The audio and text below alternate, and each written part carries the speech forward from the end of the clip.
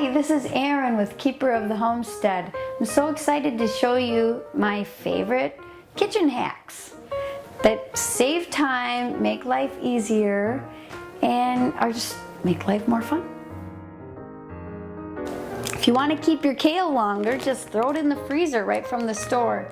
If you like to add it in smoothies or recipes, soups, or like meatloaf or even baked goods, you can just crumble off some of your frozen kale. It keeps a lot longer this way, and you can add a lot of nutrients to all your cooking and food. You can also do that with your spinach. You can just take your container like this and just pop it right in the freezer, and you've got it ready to cook or to add to different recipes or also to your smoothies.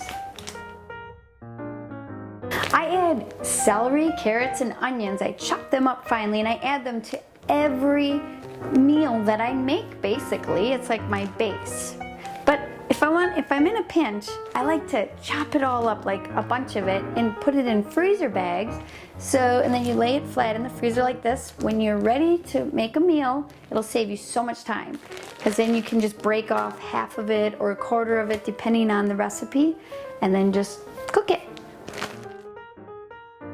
While you're cooking, add hot soapy water to your sink, and just as you're sauteing your vegetables, you just go in there, take your stuff while you're waiting anyways, and you wash it and you dry it, and then you put it away, and then your kitchen remains clean while you're cooking.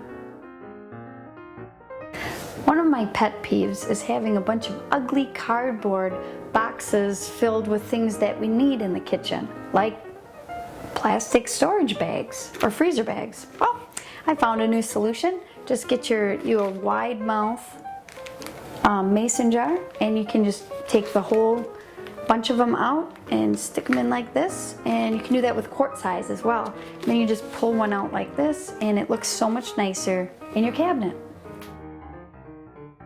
When you have bananas that are starting to get brown and old, you don't want to just throw them away.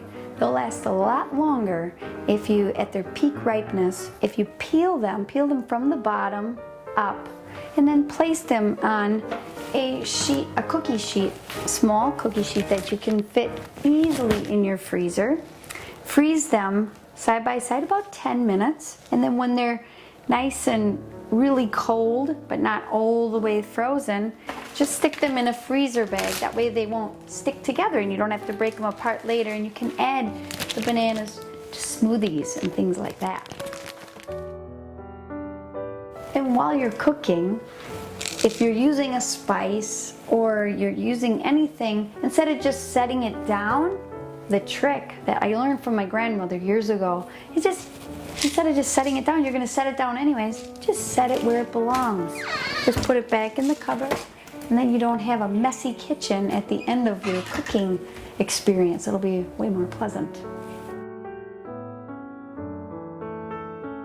If you know you're going to have a busy week, why not take all your hamburger meat, like maybe you have 10 pounds of hamburger meat in the freezer, and you want to just freeze it or even bottle it up in canning jars. That's what I do. I brown up the meat, and then I put it in canning jars and pressure cook it, but most people don't want to go through that hassle. You can still brown it, put it in freezer bags. I usually use quart size bags. That way when they're in the freezer, they're already cooked. All you have to do is just thaw them out, and you don't have to brown the meat. Saves a little bit on the cooking time.